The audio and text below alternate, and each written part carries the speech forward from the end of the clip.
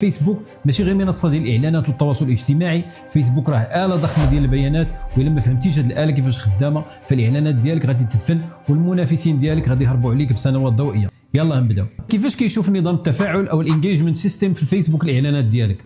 اول حاجه فكر معايا شويه كيفاش فيسبوك كيربح الفلوس. كلما زادوا اللايكات والتعليقات والمشاركات كيعرف فيسبوك شنو هو اللي فيرال وشنو اللي ما خصوش ينتشر، وكلما كانوا الناس كيديروا تفاعل حقيقي كيضغطوا كيشاهدوا الفيديو او حتى كيبقاو كيشوفوا الاعلان ديالك بلا ما يحركوا السكرول. اذا كلما بقاو الناس اكثر في المنصه كلما شافوا المزيد من الاعلانات، وبالتالي فيسبوك كيربح اكثر واكثر.